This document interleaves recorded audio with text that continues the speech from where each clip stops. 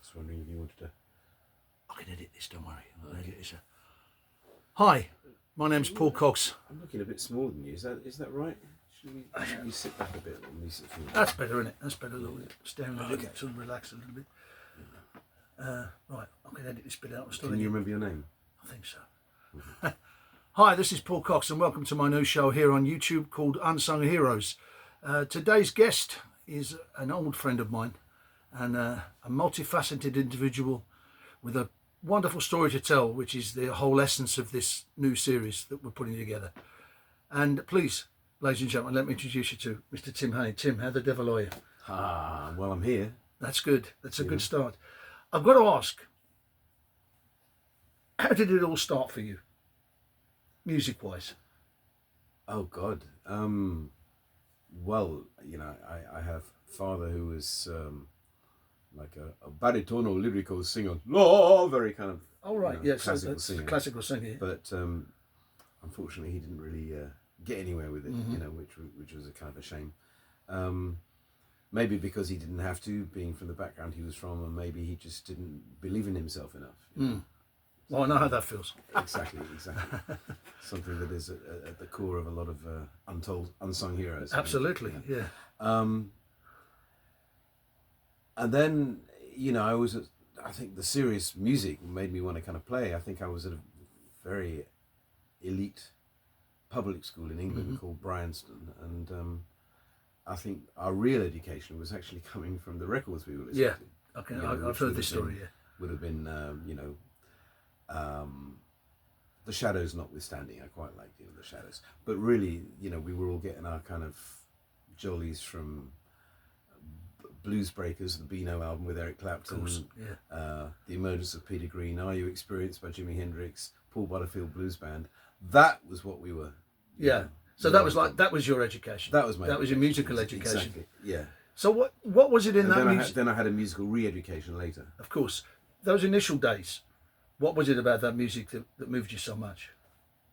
It was exciting, and there was a sound. The kind of just the sound of Eric Clapton's guitar in those days was really. It was unique, wasn't it? It was unique, and you could walk around the building, this huge old Georgian building, in Dorset, which was the school, 650 boys, on a Sunday afternoon. You walk around the entire place and you'd hear almost the whole album coming out of the different studies and from different parts of the school. You'd hear different, All Your Love by Otis Rush coming from one, or Stepping Out or Hideaway and all the famous tracks from the Blues Breakers album. Absolutely. You'd hear them all on the Sunday afternoon. It played everywhere. It was just kind of... Sounded a great place to be at that time. It really got to us. It really got to us. And your first band, did that come about from being at the school?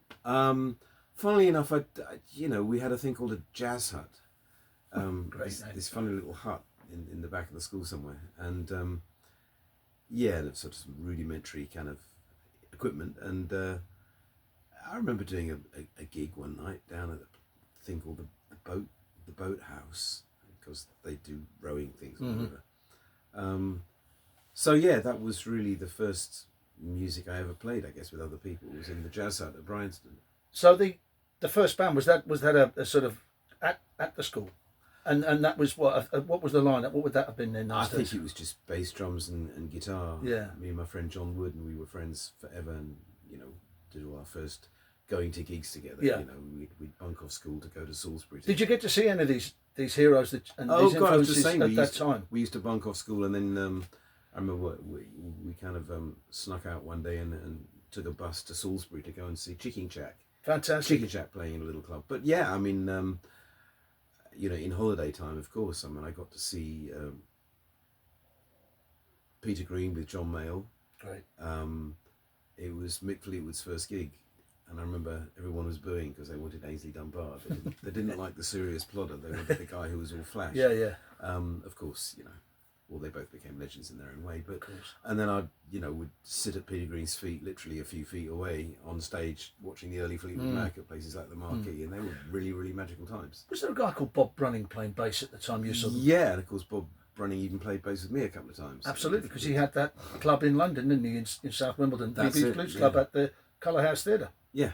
which eventually moved to another venue in Colliers-Wood, I believe. That's right. Lovely bloke, and I always wondered Yes, how it felt for him, knowing that his name was Brunning and he wouldn't be there long because they'd named the band Fleetwood Mac, knowing that Mac was soon going to come over and take over on the bass. Yes, a bit of a sign there, isn't there, really, that maybe his days were numbered, bless him. Yes. But a lovely man all the same, you know. Bobby, he was, wasn't he? And this, of course, ties in with the first track you chose, which is from that period of time, which was from the Beano album, which was the John Mayall Blues Breakers album that Clapton did first. Yeah.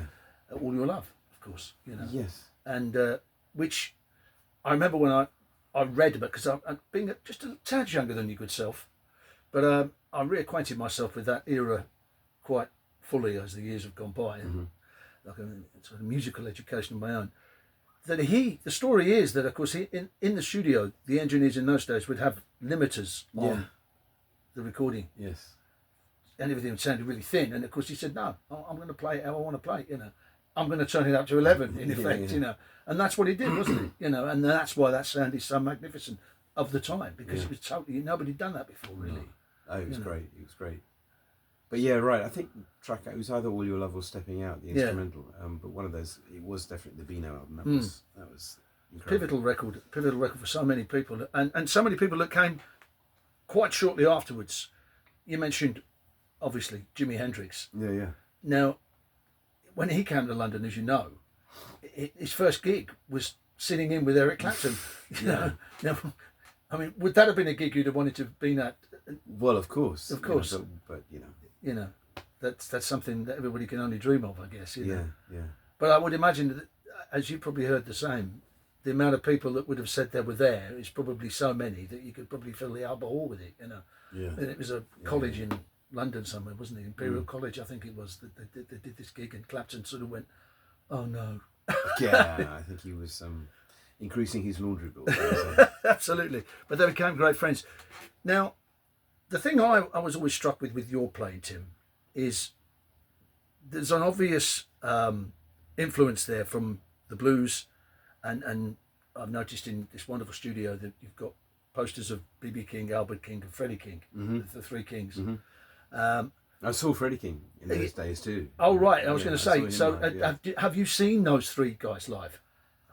I saw Freddie King back in the day, you know, in the Fishmonger's Arms in Finsbury Park or something like that, you know, backed by a band called Steam Hammer. I think that's Walton. That's it's up near Kingston.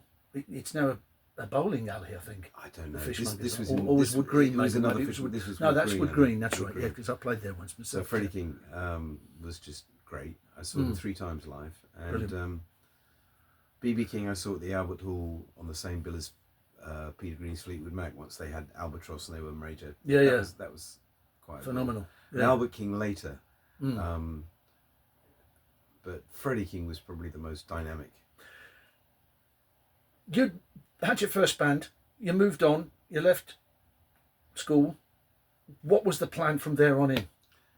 The plan at the time. Well, there was the plan, which was as yet unformed as far as I was concerned, and there was the parental, i.e. my mother's plan, that she would have a trophy son at a university. Well, I failed to get into Oxford, Cambridge, and I remember sitting in a room with 5 dons at Oxford, which I got this interview purely by nepotism. It wasn't because and on the pretext of that I wanted to study philosophy. I didn't even know the meaning of the word.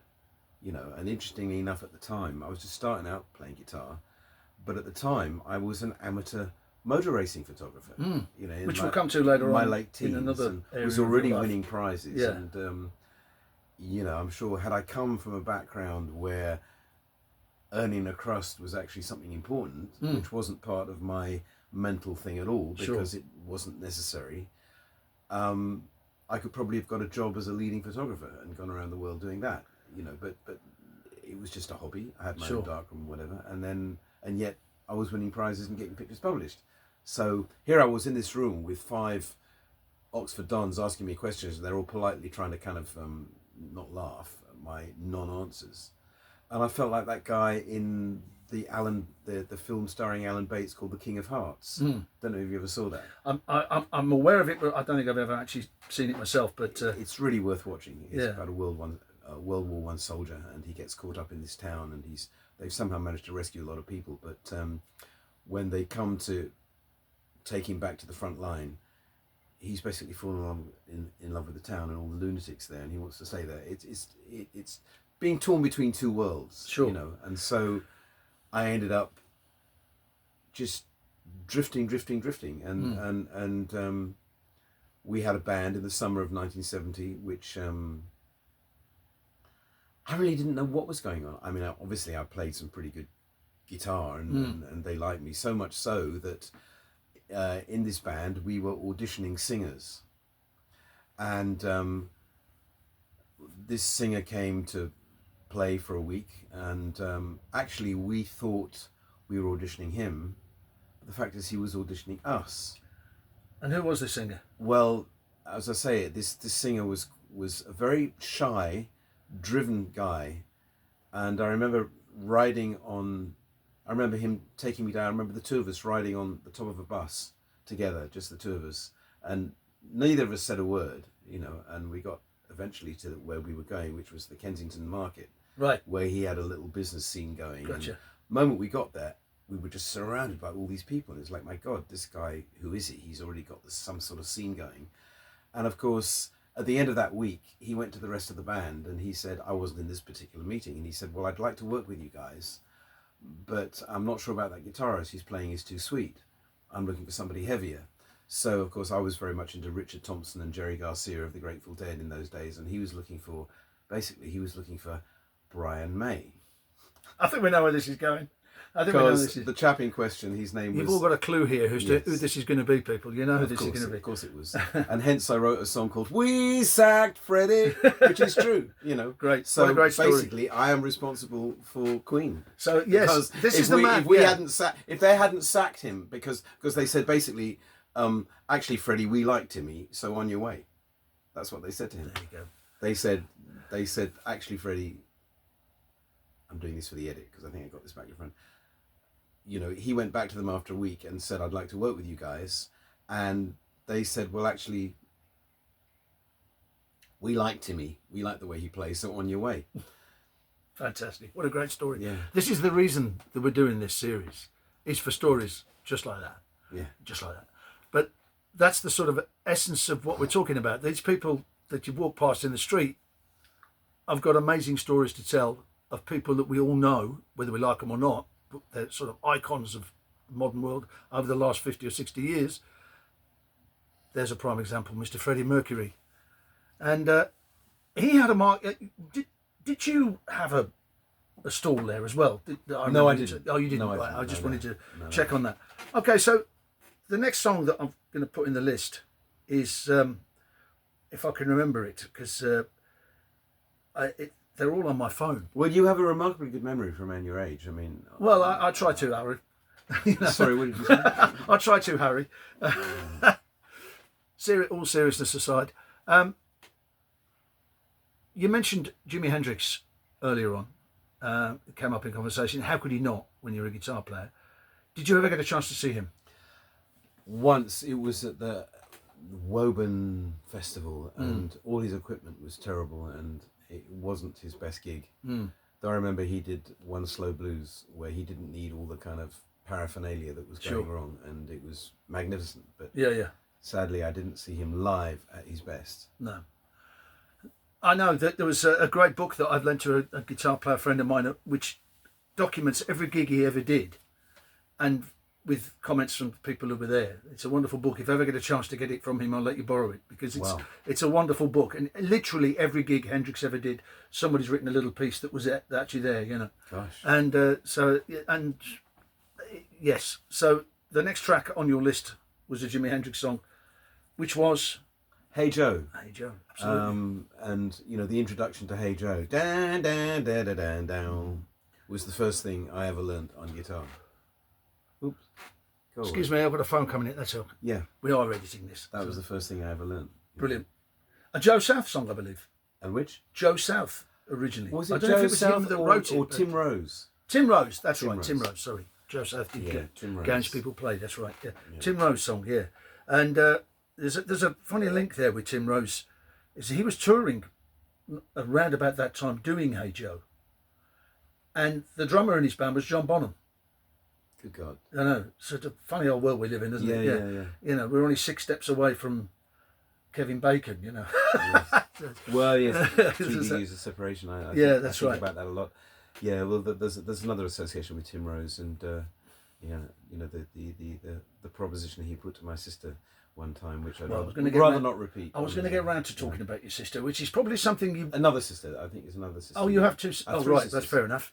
Because my elder sister. For those of you that don't know, there in YouTube land, that Tim's sister, one of his sisters, was quite a successful artist in her own right. That's right.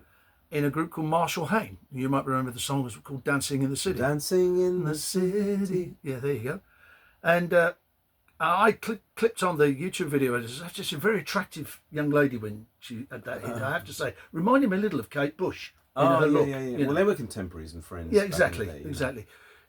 Did you ever have anything to do with her career musically in any way? Not really. I played guitar on a couple of her album tracks, but I think she was kind of like trying to find her own identity and didn't want anything to do with family and stuff. So not really. No, but did it make you proud and sort of to know that your sister had been that successful, or was there no sibling rivalry or anything like that? I don't know. I was a bit away with the fairies at the time, and it was kind of like, well, that was kind of good. Dancing with the fairies, you were. Dancing with the fairies. Yes. And it was good to know that was going on. And yeah, it was an interesting chapter. I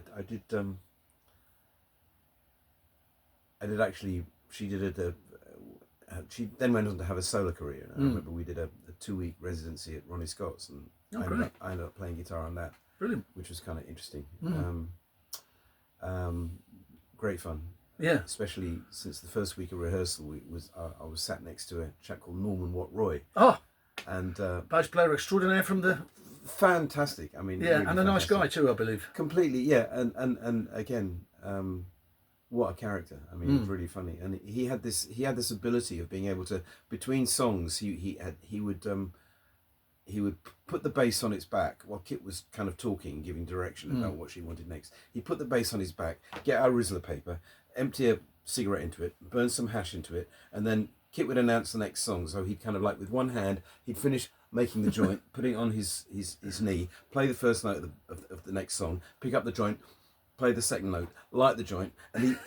How does he do that? He was pretty a real character. Yeah, of course, that's an area of your life that passed you by, wasn't it? Really, that sort of side of it. Really, it didn't really sort of, trying to do that sort of thing. It's just not your sort of thing, is it? Really? Well, I don't smoke tobacco. That's the thing. I never smoked. I'm sure most of you out there are totally unaware of what I'm talking about, and we'll move on. No, I'm being facetious, but. Norman Watt Roy, wonderful bass player, ended up of course in the Blockheads with Ian Jury, and still is in the Blockheads, amongst many other things, of course. Now, a big part of your life over the last few years has been reggae music.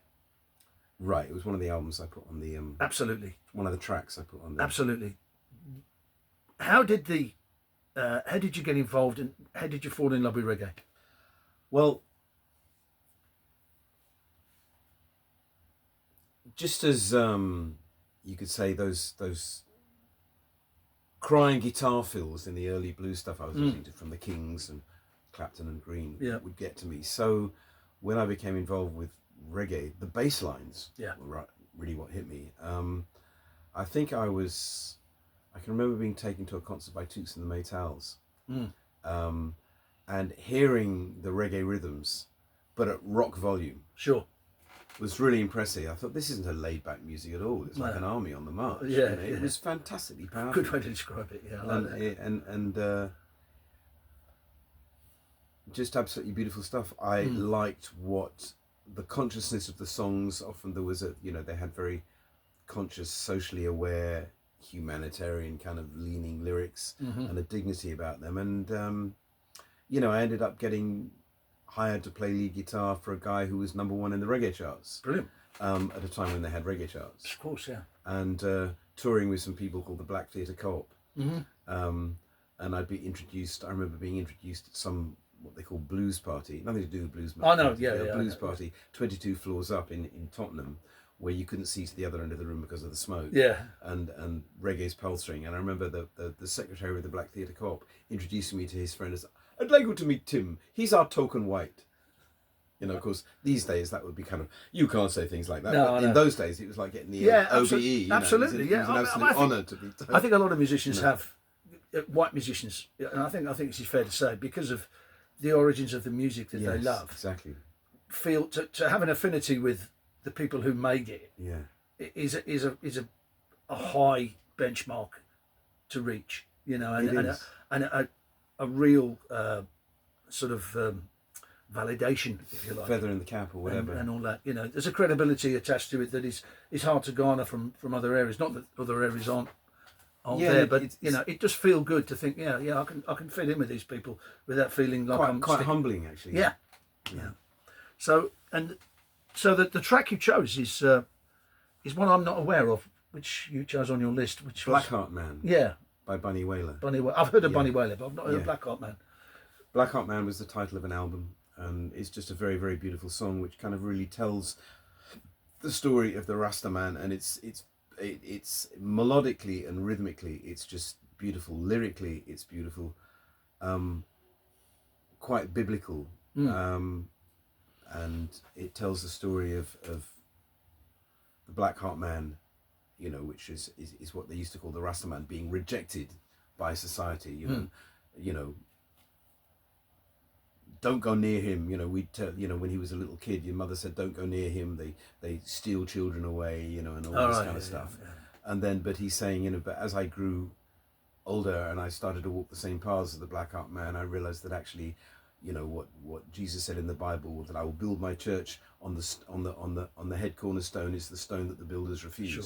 And it's, you know, a very moving song. I love it. Does that tie in with your view of life and you mentioned philosophy earlier on? Yeah, it does very much. Yeah, and I realised, I thought, well, what is it about this song apart from the melody and everything, and totally different culture, totally different circumstances. You know how the Rastaman becomes respected for his views and for his music and his influence on the world. I mean, look at Bob Marley. You know, great. Yeah. You know, who is obviously Bunny Wailer's original band member. You know, and brother, and but how he was rejected. And then I thought one day, that's what it is. It's like what this is triggering in me is that rejection of when I was sent to boarding school as an 8-year-old kid. I'm thinking, my God, look how this one song, music, bridges these two incredibly different worlds, and speaks to our common humanity. Yeah, that was an amazingly powerful realization. Yeah, well, absolutely. And I mean, the thing about the musicians community, particularly amongst the people that we know, I'm not saying that every single one of them has the same views as us, but there is a sort of an underlying subliminal feeling that music is good. You know, that it's got the power to bring people together, and that, you know, inevitably musicians will always sort of have that view of the world. Not all of them, but a lot of them will have that view of the world, that it's better to have that, be making that to bring people together, rather than being divisive and sort of setting one team against another all the time. You know, let's cross some boundaries and let's hug it out, sort of thing. You know, I think that's wonderful. Now, you blended the blues with the reggae. Mm-hmm. You christened that wonderful description of it and called it blegay. That was actually a friend of mine who was sitting right there. Okay. 20 years ago, my friend Fusby from LA, who has played with everybody. Sure. You know, he's also a very funny man. I played in my reggae version of The Wind Cries Mary, Hendrix. Yeah. And he said, "Congratulations, you've invented blegay." So that's where it came from. Gotcha. Great story. And then now, no less a man than the wonderful Chris Kimsey, who produced... Well, I was going to get round to him. You know, he produced, when I met him, I said, my God, you produced two of my favourite reggae albums. I've got them on vinyl. Peter Tosh, Mama Africa, and Jimmy Cliff Special. And he calmly said, yes, and I also did 6 albums for the Rolling Stones and lived, which I thought was quite funny. But, you know, he has christened me, you know, we started mixing my tracks for my album. He called me the Van Morrison of Blegay, which was quite a nice title. Well, there you go. That's the inevitable limitations of time with any of these things, it's always frustrating. But there's so much I want to talk to Tim about. But you know, try and be a bit more succinct with some of this. Is you've released, I think it's since I've known you, 4 albums, something like that. 4 albums, yeah, and you've toured and played. I saw in your bio something over 2,000 gigs, and I know what that's like, treading the boards. But you've got a new album out now, which you're really proud of, and it's doing well. And I haven't really properly released it yet, because to do this properly, I always say I went bald from wearing too many hats. And I'm too old to be anything more than the content provider and the performer at the moment. Yeah. So I've got this, and yet the interesting thing is, in fact,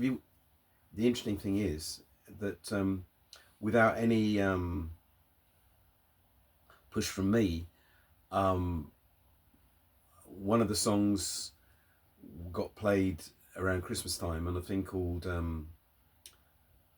Jukebox Judgment on some internet radio show, New Dawn Radio, and they played 2 hours of new music, and the judges this week included Dana Gillespie and the legendary producer Steve Lillywhite, who absolutely raved about my track, and it was voted record of the week. Fantastic. And so that was it. They're pretty good judges, those two. They're pretty good judges. They do know what they're talking about, both of them, in their own way. Yeah. I was going to say, if you wanted to pause this now, I'm going to play you the video to Sister Rosetta. It might. Well, we had a little break there, ladies and gentlemen, so Tim could play me his latest release. It's called Sister Rosetta, about the icon that was Sister Rosetta Tharpe. Just watch the video. Wonderfully put together, I have to say. Yeah, you like that? It's wonderful, yeah. And the legendary producer Chris Kimsey produced it. This is a man, as you mentioned earlier, worked with some of your favourite reggae artists. Yeah. And did 6 albums with the Rolling Stones and survived, as Chris said. I think if you needed somebody to sort of affirm that you had something that was worth listening to, just hearing that itself says, yeah, he's worth investing in. So if you have got the ability to buy on Spotify, to stream, to buy it physically, it's much better for us musicians. Streaming, 10,000 copies might buy you a cup of coffee at Starbucks, but one album is a tenner in your hand. So, that helps us all as musicians to actually physically sell copies. And CDs are making a comeback, by the way. But, and vinyl as well. And vinyl too, of course. Yeah. So from that point of view, I'd invest in it. It's a great song, Tim. Why did you choose a song about Sister Rosetta Tharpe? A great subject, I have to say. Well, funnily enough, it was because of them Republicans in America who were trying to take away women's bodily rights. Like making abortion illegal. And I'll say right here, I never met any woman who had an abortion who approves of it. But I also never met a man who wasn't born of a woman, who went through 9 months of hell to bring him into this world. So why then men turn around and decide that what women can and cannot do with their bodies, when mothers are the most important job description on the planet? Yeah, absolutely. I don't understand. So I started out wanting to write a kind of a protest song about that. And then it kind of morphed to say, well, actually, I can go one better than this. Rather than just writing a protest song, I'll write one song about one great woman who taught the boys how to play. So that's how it came about. And it's great, and it really is. I mean, I've always loved Tim's material, and I love his slant on the blues, and the various influences that he mixes into it. And we'd worked together. I've sung backing vocals on a couple of his tracks on albums in the past. And I've played lead guitar on a few of your gigs. Yes, as well, absolutely. Yeah, we've sat into each other, and we've known each other. In the day, 32 years. Surprisingly, the first time I met you was 1993, and it just seemed like a lifetime ago. And in some cases, sadly, it is. But now, Tim's not only a wonderful musician. He mentioned earlier on how good a photographer he is, and he could have had that as a career. He's a wonderful songwriter and a very philosophical thinker. And I'll touch on this briefly, Tim. You got involved in on the spiritual side of your life with, I think I can use the word guru. Would that be correct in assuming that was a part of your life where that was how he was known? Yeah. And it's a word that I kind of reuse now because guru is an interesting word. Gu means darkness and ru means light. So guru is someone who takes from darkness to light. And I've got a few, like for the blues, I could definitely say that, Freddie King and Peter Green were like my gurus. They taught me what it was about, or John Lee Hooker, people like that. Good but it was a big, And has that did that feed your creative process, having that spiritual affinity with these people? I don't know if it fed my creative process, but it certainly plucked me out of a very confused upbringing, which I've told you a bit about. It gave me basically put me in touch with a community of like-minded people. Sure. Some friendships that have lasted like 50 years. Wonderful. Yeah. Just great people and mentors, friends, and fellow musicians. And I ended up touring the world, playing in a band at his events worldwide, and that gave me a great sense of confidence. Of course, yeah. And I suppose from that I started then thinking, well, actually I need to start doing some gigs on my own terms, So it was a great stabilizer to begin with, and then it became a matter of, separating, because we human beings are very great at making. I'm just looking at Donald Trump. We will make a cult or a religion out of anything. Yeah. And how philosophical can you get? But when you consider that, if I may for a moment, I'm not trying to do this from a religious point of view, but this is one thing that I've come to realize, because, when you come to separate, as I say, the cult or the religion from actually, well, what's it actually giving you? What usefully can you take on your own terms proactively from it? That's what's important. Yeah. Yeah, because at the end of the day, and I suppose in the blues, it's like, well, you could spend your life, trying to copy note for note. Yeah. Jimi Hendrix, or you can take the influence and create your own style. And you've done that very successfully. And I feel that with all the combinations of the styles that you've got, you've in effect created your own sound, literally, with its own name. Or as light-hearted as that was, it does actually recognise what you're about to the uninitiated. Yeah. And you should never be ashamed of your influences. No, not at all. They make you what you are. Well, we wear them on our sleeves. I certainly do. It's fairly obvious to anybody who hears me sing. They could sort of list the people that have influenced me.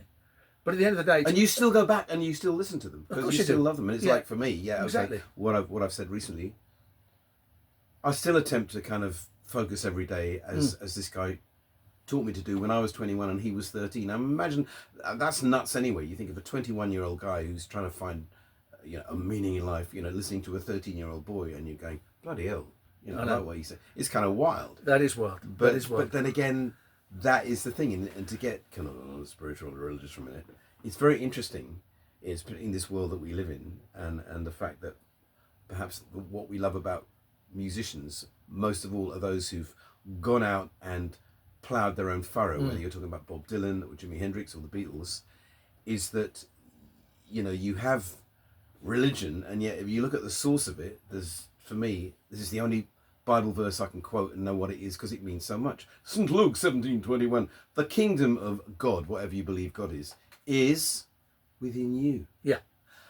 But they've bloody changed the translation to the kingdom of God is in your midst or something like that. Sure. Because they've diluted the essence of a human being seeking your own true self, because then they can't have control over you. Yeah, that's a good point. And that's really what it's about. And it's like, again, if I like in that with music, you come back and you look at the guys that we follow are all guys who've actually, they've taken they've taken the muse, but rather than just, even the Beatles started out doing Motown covers. Of course. And they went on to play some of the most original, eternal, music ever. You're putting it into the blender. Yeah. And what comes out the other side is you. Yeah. But in that process, it's all getting mixed up. And then it comes out as this is a new thing. Where did this come from? It came out of this, which started with all those things. Yeah. Put it through there, and there you go. And that's what you've done. I've endeavoured to do that. That's another story. Before we close, I shall put links to all of Tim's YouTube, Facebook, Spotify, Apple Music, and all the albums he's done. We'll have links in the underneath the video. when this comes out, which will be edited. But before I go, I have to mention this wonderful book, as you can see on there, which hopefully will come out the right way, which is a book about Stirling Moss, written by Mr. Tim Hain. Briefly, what's the story behind this? Oh my God! Well, as I said, when I was in my teens, I loved taking mud racing photographs, and Stirling Moss, household name, legend, the man formerly known as the most famous man in England, Yeah. which he was. And as he said to me, it was terrible. I couldn't go out with a new crumpet without it being on the front page. But so when I was 11, I went to Goodwood, and my only hero crashed and almost died. That was Stirling Moss. But I was hooked into the world of motor racing. I started taking pictures, started getting them published, winning competitions. And then when I was 16, 17, gave it all up in that kind of rush to go to university and failing to get a place and just getting lost for years, blah, blah, blah. Then in 1998, the Duke of Richmond and Gordon reopened Goodwood in something called the Revival, and Stirling Moss was going to be there racing. I thought, right, I'm going to revive my love of motor racing photography. I bought an old Pentax with a 400mm lens for 120 quid, went off to Goodwood, and all I wanted was a picture of Stirling Moss, and I got it. Brilliant photograph of him, in action, driving an old 59 Aston Martin, one of his most famous cars, and beating Martin Brundle, who was then Michael Schumacher's teammate.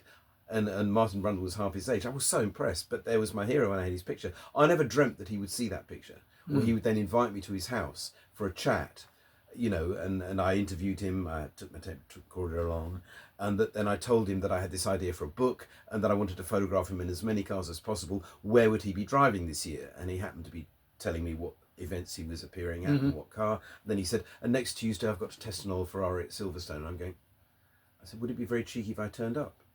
And he said, come with me, old boy. Just be here at midday on Tuesday and I'll drive you up myself. And that friendship began. And that developed, and out of that came the book, Yeah. And how well has it done for you so far? There's a lot more to sell because, unfortunately, the publishers didn't, they leave it to the author to do all the promotion. Oh, yeah. Don't we know that only too well? Yeah. And I had to send my own review. I had to send my own copies of the book to a couple of magazines, which blah, blah, blah. So it's kind of hard work, but it's still there, and I'm not done yet because it's kind of like a timeless book. Yeah, absolutely. I mean, it was nominated for Telegraph Illustrated Sports Book of the Year in 2020, Right. and but it's a timeless thing. Yeah, and so that fits in beautifully to, as we come to near the end of the show, as to why this is called Unsung Heroes. That's the sort of thing, Tim, there saying that it's Telegraph Book of the Year. Nominated for Telegraph Book of the Year, nomination from one photograph. Exactly. These are the things that most people would not know Tim for, outside of his immediate circle, arguably, and some of the people that might come and see him. There's a lot more people out there who need to know his story, and he's in the brief time we have to know this man's story. There's so much more that we could talk about, but with the restrictions of time and it being YouTube and cost and everything else, I'm going to have to wrap it up. But before we go, there is a little thing that I'm going to feature in all my videos, which is a little thank you. And knowing Tim is quite a connoisseur of the finest of single malts, he's very kindly offered. Excuse me 1 second while I just grab this bottle. You can still hear me talking. You're going to grab a couple of glasses? Yes, I am indeed. Now, what are we going to drink? Out of my... Sure, okay, yeah, that was my... Now, you did mention that this was the King's favourite... Well, as one whiskey reviewer said many, many years ago, he said, and by the way, this happens to be Prince Charles's favourite whiskey. He will make a wise king. And I can only second that Not emotion. truer a word said. I can only second that emotion. And this was the bottle that was given to me by my 94-year-old Nan, which I received after she died because she wrapped up our birthday presents, can you believe it, before she passed away. Fantastic. Yeah. And let's toast your wonderful Nan. Yes. And toast everyone else out there. Thank you all so much. Thank you. We shall see you again on the next one. One more time, ladies and gentlemen, Mr. Tim Hain. Thank you, Tim. Thank you, Paul. And I'll see you on stage next Thursday. You will indeed. I'll see you there at the Eel Pie Club. Thanks, everybody. God bless. Slange